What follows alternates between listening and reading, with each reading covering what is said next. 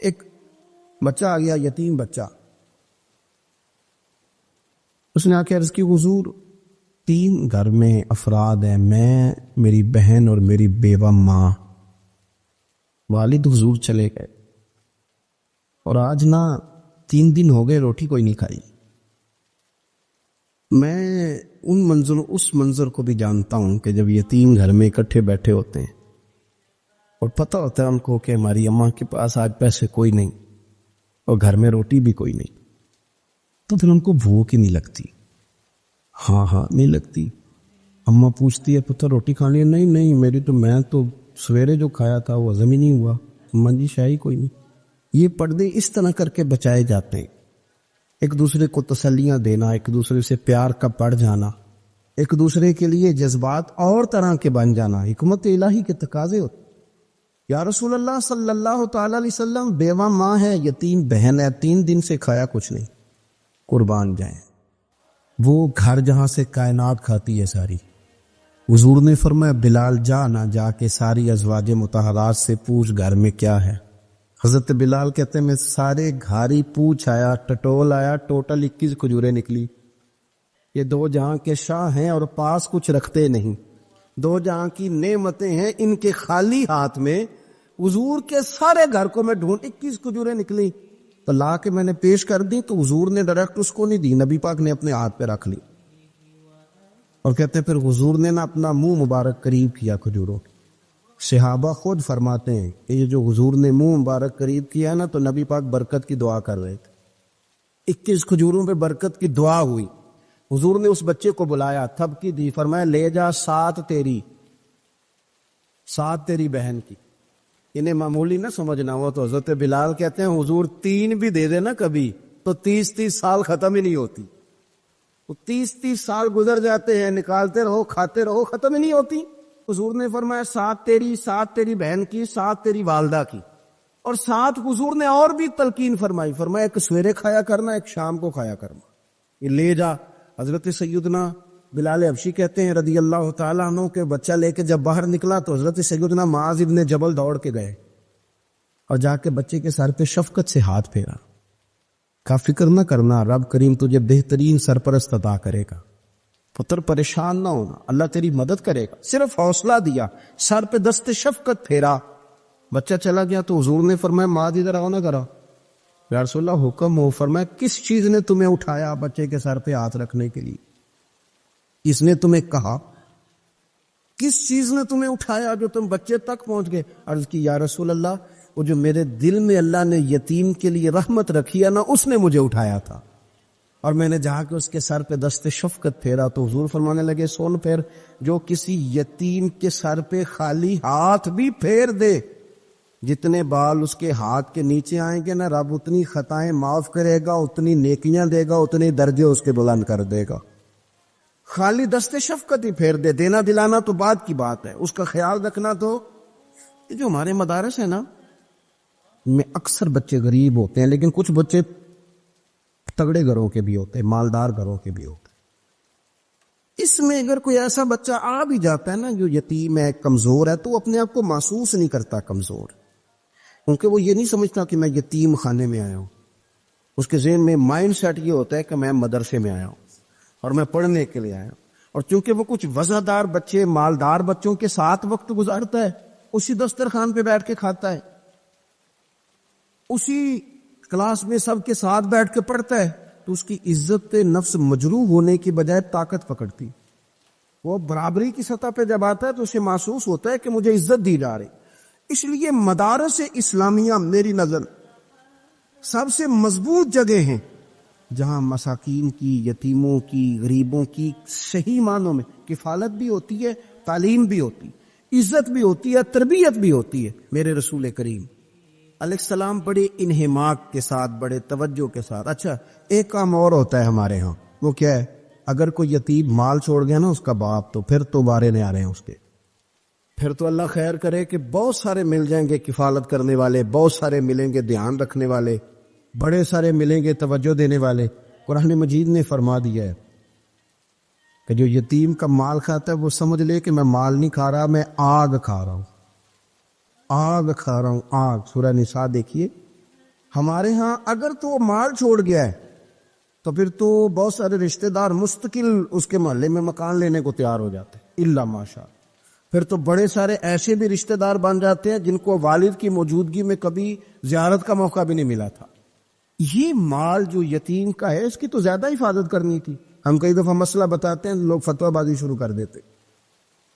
مجھے بلایا گیا کہ ایک صاحب کا انتقال ہو گیا تو ان کا ختم شریف ہے، تو بچے ان کے نابالغ ہیں، تو میں نے کہا کہ آپ اس طرح کریں، ان کے مال میں سے زیادہ پیسے نہ صرف کریں۔ نہیں جی نہیں، بڑے پیسے کمائے ہیں جی، اس نے ساری زندگی باہر نکالی، یا تو لاکھوں کروڑوں کمائے ہیں، تو چھوٹا گوشت پکائیں گے، بکرے کا گوشت پکائیں گے اور ہم ان کا ختم شریف دلائیں گے۔ تو میں نے کہا صاحب آپ رشتہ دار ہیں، ان کے بچوں کے مال کی حفاظت کریں۔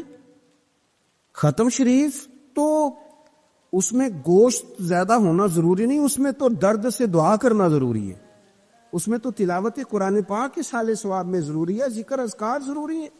لیکن کیا کیا جاتا ہے کہ بے دریغ مال ان کا اگر ہو تو، ایک حدیث پاک ہے بخاری مسلم میں، بڑے غور سے سنیے، اور اس کے اندر جتنے پہلو ہیں ان پر پوری توجہ دیجیے گا کہ کہیں ہم ادھر آ تو نہیں گئے۔ رسول پاک صلی اللہ علیہ وسلم نا ہمارے لیے سب سے بڑے حکیم ہیں، سب سے زیادہ حکمت حضور نے ہمیں بتلائی ہے کہ اس رستے چلو گے تو بچو گے، اس رستے جاؤ گے تو ہلاک ہو جاؤ گے۔ نبی کریم علیہ السلام نے فرمایا، بخاری مسلم ہے، فرمایا 7 ہلاک کرنے والی چیزوں سے بچنا، اگر ان میں تم چلے گئے تو ہلاک ہو جاؤ گے۔ 7 چیزیں ہیں جو تمہیں ہلاک کر دیں، برباد ہو جاؤ گے، تباہ ہو جاؤ گے، ہلاکت کا سفر ہے یہ، 7 چیزوں سے بچو۔ یا رسول اللہ صلی اللہ علیہ وسلم وہ کون کون سی؟ تو حضور نے فرمایا اللہ کے ساتھ شریک نہ کرنا، ہلاک ہو جاؤ گے۔ دوسرا نبی پاک صلی اللہ علیہ وسلم نے فرمایا جادو نہ کرنا، ہلاک ہو جاؤ گے، ہلاک۔ اور یار جسے حضور فرما رہے ہیں ہلاک ہو جائیے اور بچے گا۔ نبی پاک صلی اللہ علیہ وسلم نے تیسرے نمبر پر فرمایا جس شخص کے قتل کرنے کو اللہ نے حرام قرار دیا ہے اسے قتل نہ کرنا، ہلاک ہو جاؤ۔ چوتھے نمبر پر رسول پاک علیہ السلام نے فرمایا سود نہ کبھی بھی کھانا، ہلاک ہو جاؤ گے، ہلاک۔ بڑی بڑی دلیلیں دی بینک والوں نے، بڑا سمجھایا تو عادی صاحب مان گئے، محترم مان گئے، کہنے لگے نہیں جی نہیں وہ کاروبار میں لگاتے ہیں۔ بڑے بھولے بالے ہیں ہم، پتہ سارا ہے۔ اور دیکھو سب کاموں کے باوجود مستقل بینکوں میں پیسے اس اکاؤنٹ میں رکھے ہوئے ہیں جہاں سے مستقل سود آتا ہے۔ حضور نے فرمایا نہ کرنا یہ کام۔ تو کہتا ہے میں سود پہ پیسے لے کے کاروبار چمکاؤں گا، تیرے نبی باز نے تو فرمایا تو ہلاک ہو جائے گا۔ تو کہتا ہے میں میل لگاؤں گا، حضور نے تو فرمایا ہلاکت ہے۔ تو کہتا ہے میں بڑا کچھ کر جاؤں گا تو ہلاکت ہے۔ اچھی طرح سمجھ لیں، اصل مال بھی ضائع ہو جاتا ہے اس بندے کا جو سود کا مال ملا لیتا ہے، اصل برکت بھی اڑ جاتی۔ اور میرے نبی پاک صلی اللہ علیہ وسلم نے 5ویں نمبر پہ فرمایا یتیم کا مال نہ کھانا، ہلاک ہو جاؤ گے، نہ کھانا ان کا مال، یہ کروڑوں ہو، اربوں ہو یا 10 روپے ہو، یتیم کا پیسہ نہ کھا جانا، ہلاک ہو جاؤ گے، ہلاکت تمہیں آ لے گی۔ اور پھر 6 نمبر پر نبی پاک علیہ السلام نے فرمایا کفر سے جہاد ہو رہا ہو تو کبھی پیٹھ پھیر کے بھاگنا نہ، ہلاک ہو جاؤ گے۔ اور 7ویں نمبر پر اللہ کے رسول نے فرمایا بے قصور اور بے گناہ عورت پر تہمت نہ لگانا، بلا وجہ بہو کے کھاتے نہ کچھ ڈال دے، بلا وجہ بھابھی اور بیوی اور کسی بھی خاتون پر کوئی الزام بے قصور عورت پر بہتان نہ لگانا۔ مار مار کے ایک شخص نے بحال کر دیا بیوی کو اور بعد میں پتا چلا کہ جی مجھے شک ہے تویز کراتی ہے۔ کیا آپ کی سوچ ہے؟ مسلمان اللہ کو ماننے والا اور اس باتوں پر الزام لگائے گا تویز کرا کے لاتی؟ بے قصور عورت پر بہتان، ایک تو بات ہے اسے مارنا اور ایک یہ ہے کہ کوئی تکلیف دینا، اور ایک خالی اتنی بات کی کہ بہتان بھی نہ لگانا، اس پر الزام نہ لگانا، یعنی تم نے صرف بے قصور عورت پر الزام ہی لگایا تو حضور فرماتے ہیں ہلاک ہو جاؤ، یہ ہلاکت والا کام ہے۔ لیکن ہم بغیر سوچے سمجھے کہہ دیتے ہیں اس نے کہا ہے، اس نے کیا ہے، یہ کرتی ہے، یہ کام نہیں کرے۔ یہ 7 وہ چیزیں ہیں جو ہلاک کر دیں گی۔ نبی پاک صلی اللہ تعالی علیہ وآلہ وسلم فرماتے ہیں میں نا جنت کا دروازہ کھولوں گا تو ایک عورت کو نا میں سبقت لے جاتے ہوئے دیکھوں گا، یعنی وہ جلدی سے جنت میں داخل ہو رہی۔ یا بعض شارحین کہتے ہیں کہ حضور داخل ہوتے ہی سب سے پہلے اس کا چہرہ دیکھیں گے، حضور فرمائیں گے تو پہلے ہی آ گئی، بی بی جنت میں، حضور نے دروازہ کھولا تو جلدی سے نظر آئی، تو پہلے آ گئی۔ سب نے لکھا ہے کہ اس عورت کی شان یہ ہے کہ سب سے پہلے جنت میں گئی۔ میں نے حدیث پڑھی، میں نے نیچے حاشیے میں لکھا، میں نے کہا میرا خیال یہ ہے کہ اس کی زیادہ شان یہ ہے کہ جنت میں اس کی سب سے پہلی ملاقات مدینے والے محبوب سے ہو گئی۔ یہ دیکھو کتنی بڑی شان۔ حضور فرمانے لگے تو کیسے پہلی آ گئی، کون ہے تو؟ وہ کہنے لگی حضور میں بیوہ ہوں، میرے بچے یتیم تھے، میں نے ان کی خاطر نہ بیٹھی رہی، میں نے نکاح نہیں کیا، میں نے ان یتیموں کی پرورش کی، بیوہ بن کے زندگی گزار دی، ان یتیموں کے لیے بیٹھی رہی۔ اس کو جائز ہے، یہ کر سکتی تھی، لیکن اس نے سوچا کہ میں ان کی نگہبانی یتیموں کے لیے بیٹھی رہی۔ آج شان یہ ہے کہ مدینے والے کے لیے جب دروازہ کھلا ہے تو اس بی بی کو بھی رب کریم نے فوراً ہی جنت عطا فرما دی۔ یہ سب سے پہلے گئی۔ میں نے دیکھی ہیں ایسی عورتیں 23 سال میں بیوہ ہوئی پر عمر بچوں کے نام کر دی۔ اسے پتا تھا کہ کل کو جب یہ بڑے ہوں گے تو یہ اپنے کمرے کا دروازہ بند کر لیں گے، یہ نہیں پوچھیں گے کہ اماں سوئی ہے کہ جاگ رہی ہے، ان کا آنا جانا الگ سے ہو جائے گا، ان کے تعلقات اپنے ہو جائیں گے، پر یہ بیٹھی رہی، یہ بیٹھی رہی۔ اس نے بچوں کو وقت دیا تو بچے تو کیا اس کو صلہ دیتے تھے، رب نے یہ صلہ دیا ہے کہ سب سے پہلے اسے جنت میں داخلہ عطا فرمایا۔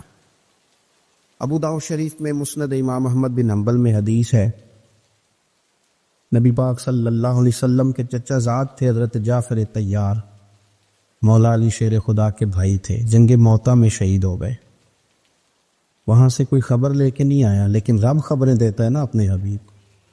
اللہ غیب کے خزانوں کی کنجیاں دیتا ہے اپنے محبوب کو۔ نبی کریم صلی اللہ تعالی علیہ وسلم نا ان کے گھر گئے، ان کی زوجہ کا نام اسماء بنت امیس تھا۔ حضور نے فرمایا اسماء میرے بھتیجوں کو میرے پاس لاؤ، محمد بن جعفر اور عبداللہ بن جعفر رضی اللہ تعالیٰ عنہ۔ بچے قریب آئے، حضور کو پتہ ان کے والد شہید ہو گئے۔ نبی پاک نے اپنی ناک مبارک ان کے رخساروں پہ رکھے، پھر حضور نے ان کا ماتھا چوما، پھر نبی پاک صلی اللہ علیہ وسلم نے سینے سے لگایا، فرمایا حجام کو بلاؤ نا ذرا، ان کے بال تراشے، کتنی بڑے ہو گئے، حجامت ہونے والی۔ حضور پیار کر رہے تھے، آنکھوں میں آنسو تھے، تو جناب اسماء قریب آئیں، کہنے لگے حضور میرے شوہر کی کوئی خبر آ گئی ہے؟ تو نبی پاک صلی اللہ تعالی علیہ وسلم نے گردن مبارک اٹھائی تو آنکھوں میں آنسو تھے، فرمایا رب نے میرے بھائی کو شہادت کا درجہ عطا کیا ہے، فرمایا کوئی آہ و بکا نہ کرنا میرے بھائی پر، اللہ نے اسے شہادت کا درجہ دیا ہے۔ حضرت جعفر طیار کے گھر والوں کے لیے حضور نے صحابہ کو حکم دیا کہ یہ غم میں ہیں، ان کے لیے کھانے پکا کے لاؤ۔ پھر نبی پاک ان بچوں سے پیار کرنے لگے، فرمانے لگے یہ جو ہے نا محمد بن جعفر، یہ اپنے دادا جناب ابو طالب سے ملتا جلتا ہے، اور یہ جو عبداللہ بن جعفر ہے یہ تو سارا میرے ساتھ ملتا جلتا ہے۔ نبی پاک صلی اللہ علیہ وسلم پیار کرتے، باتیں کرتے۔ حضرت اسماء رونے لگی۔ یہ ابو داؤد شریف میں مسند امام احمد بن حنبل میں چمکتے جملے۔ عرض کرنے لگی حضور میرے بچوں کا کیا بنے گا، کون کفالت کرے گا؟ قربان جائیں رسول پاک صلی اللہ علیہ وسلم کے کیا جملے، یتیموں کے لیے حضور کا نوازنے کا کیا انداز ہے۔ فرمایا اسماء تو فکر نہ کر، انا ولیہم فی الدنیا والآخرہ، فرمایا میں دنیا میں بھی ان کا وارث بنوں گا، قیامت کے دن بھی ان کا وارث بنوں گا۔ تو صرف دنیا کی بات کرتی ہے کہ نظام معیشت کا کیسے چلے گا، اور میرا وعدہ یہ ہے کہ دنیا میں بھی ان کی سرپرستی کروں گا، آخرت میں بھی سرپرستی کروں گا، آخرت میں بھی میں ان کا خیال رکھوں گا۔ آپ غور تو فرمائیں، توجہ تو کریں کہ اس قدر زیادہ حضور کا انہماک اس طبقے کے ساتھ ہمیں اپنے دائیں بائیں عزیزوں میں، رشتہ داروں میں، دوستوں میں، علاقہ میں، پڑوسیوں میں، محلے داروں میں دیکھنا چاہیے۔ یہ بچے بیچارے میں نے دیکھا ہے، ان کے بگڑنے میں اصل بات یہ ہوتی ہے کہ کوئی مخلص ہو کے سرپرست نہیں بنتا۔ آگے بڑھیں، اپنی اپنی خدمات پیش کریں، اور جس طرح ہمارا بچہ بگڑ جائے تو ہم اس کے لیے پوری کوشش کرتے ہیں، جدوجہد کرتے ہیں، حالات، واقعات، پس منظر، پیش منظر کا جائزہ لیتے ہیں، کون سے اسباب اختیار کیے جائیں تو یہ ٹھیک ہو سکتا ہے۔ وہ ساری چیزیں ان کے لیے بھی ہمیں اختیار کرنی چاہیے۔